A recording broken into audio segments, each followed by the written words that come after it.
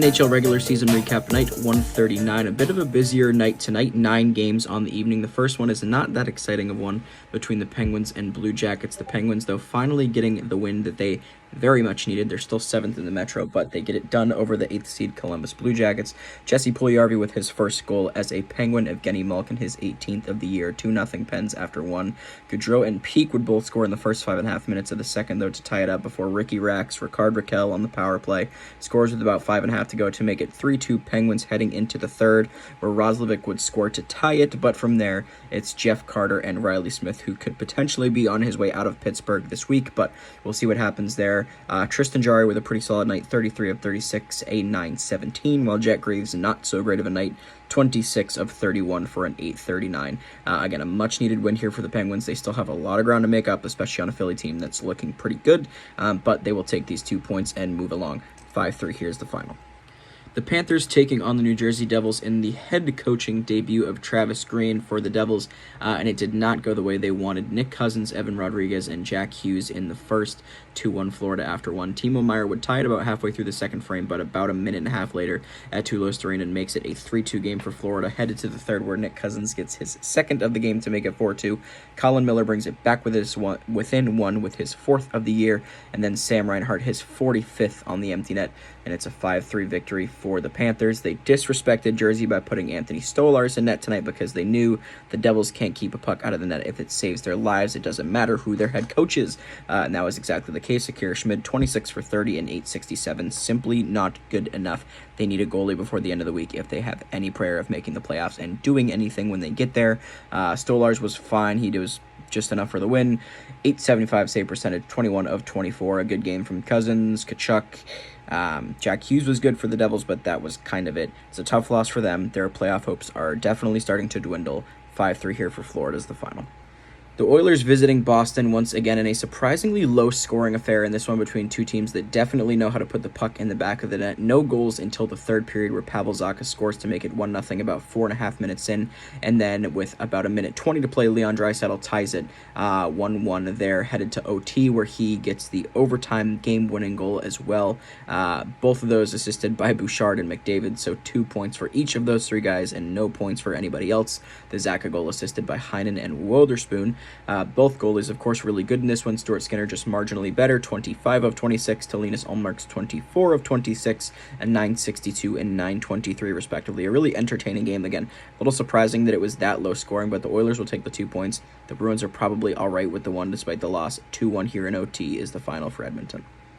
The Blues visiting Long Island, and with everyone else's inability to win in the Metropolitan Division, I think it's becoming a 2-team race between Philly and the Islanders for that final divisional spot. It looked a little sketchy here for the Islanders early on. No one scored in the first, and then Torpchenko and Kyrou both scored in the first 10 minutes of the second period, but from there, Kyle Palmieri ties it about 4 minutes after Kyrou's goal, and then a few minutes after that, J.G. Pajot makes it a 2-2 game headed to the third, where Bo Horvat nets his 24th of the year that would become the eventual game winner. Matt Barzal would throw in an empty netter with about 30 seconds to play, and it's a huge 4-2 win for the Islanders over the Blues. The Blues' playoffs hopes also fading, not nearly as badly as some of these Metropolitan Division teams, but nonetheless, they need the points just as badly as the likes of Pittsburgh, Washington, New Jersey, etc.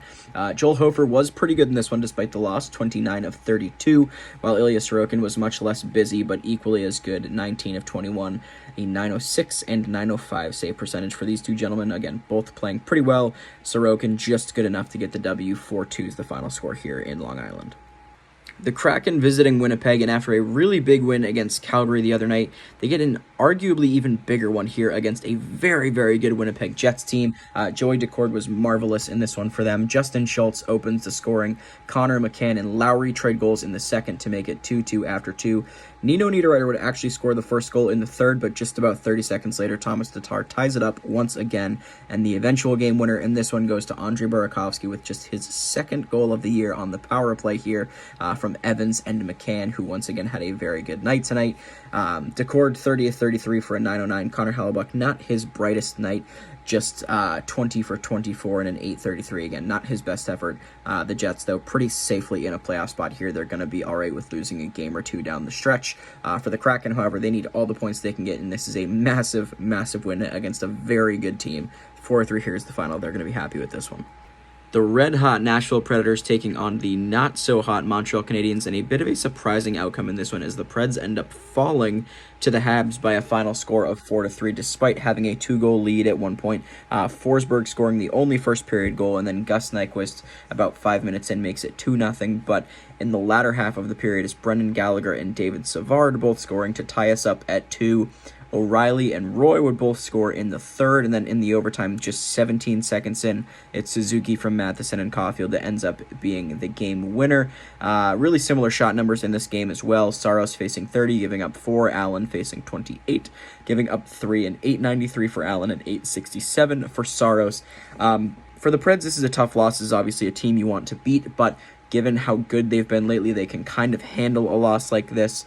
They definitely still have to keep it going despite the lead they have. They are nowhere near done climbing if they want to make the playoffs, but I think as it stands today, they're obviously in pretty good shape, but teams like Seattle still definitely chasing them down for that last wildcard spot. So got to rebound in their next game for sure. This is a bit of a tough one. It goes the way of the Canadiens, 4-3 the final in overtime.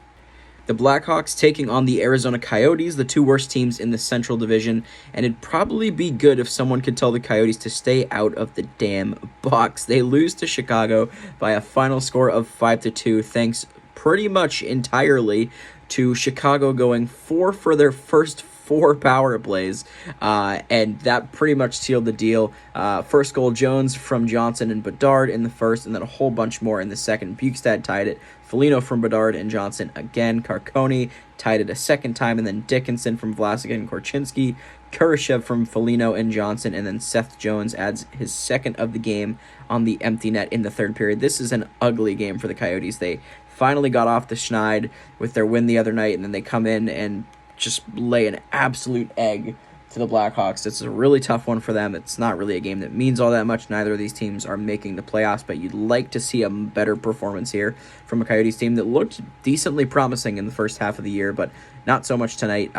The real surprise here was that Arvid Soderblom stopped 37 of 39, something he's not done really all year. He's been drastically the worst of the two goalies in Chicago, but tonight a 949 save percentage for him. Good to see that. Connor Ingram, though, not so hot for Arizona, 27 of 31 for an 871 save percentage in the losing effort, albeit, again, lots of goals on the power play for the Hawks tonight. 5-2 is the final. And the final game of the night, maybe one of, if not the most sharky Sharks games of the year, taking on the Dallas Stars, of course. Duclair, Zetterlund, Ben, and Logan Stankoven all scoring in the first, and then in the second is Carpenter, Johnston, Duclair, and Zadina. So it's 5-3 Sharks after 2. And then in the third, 3 minutes in, Mikhail Granlund with his 9th of the year makes it 6-3 Sharks. 17 minutes to play. What could go wrong, right? Well, the kids could go wrong for the Sharks. Logan Stankoven, 2nd of the game, 5th of the year, 12:58 into the third, makes it a 6-4 game. Just under a minute later, Wyatt Johnston, his 21st of the year, makes it a 6-5 game. And then about 2 minutes after that, Wyatt Johnston's 22nd of the year and 2nd of the game ties us at 6. We're going to overtime. In the overtime, a little bit of back and forth, not too bad. Mostly Stars controlling this one. Logan Stankoven damn near had the hat trick. Wyatt Johnston also had a pretty good attempt at the hat trick. At the end of the day, Stankoven gets the puck on the right wing wall, sends it over to Roope Hintz coming off of a fresh line change. He fires it home. It's a 7-6 win for Dallas despite being down 3 goals with less than 8 minutes to play. This is a really, really, really perfect, picturesque San Jose Sharks game, and they top it all off with their best young player, William Eklund, leaving the ice hurt at the end of the overtime. I don't know how this could have been more rough of a final 25 minutes for the Sharks, but here we are. I guess they could have not scored at all, right? But nonetheless, obviously, neither goalie was good in this one. Ottinger gives up 6 goals on 20 shots. Yikes. Capo Kakinen, much busier. He faces 39 shots and gives up 7. Those numbers are not great either. They're not up on the score for me yet because the game literally just ended, so I don't have save percentage numbers for you guys, but either way, neither of them are going to be good. I know Otters is less than 700, right? 695, 700, something like that. Either way, both goalies really, really bad tonight. The offense was buzzing for both teams. Stankoven with a great performance. Wyatt Johnston with 5 points. It was a wild game. 7-6 Stars final. It was actually Wyatt Johnston hat trick. What am I talking about? 1, 2. Yeah, Wyatt Johnston hattie. The Sharks are terrible. Stars find a way to win out. 7-6 final. That's it for NHL regular season recap. Night 139. I'm rambling. I am tired. We will talk to you guys tomorrow for a very boring slate of 3 games.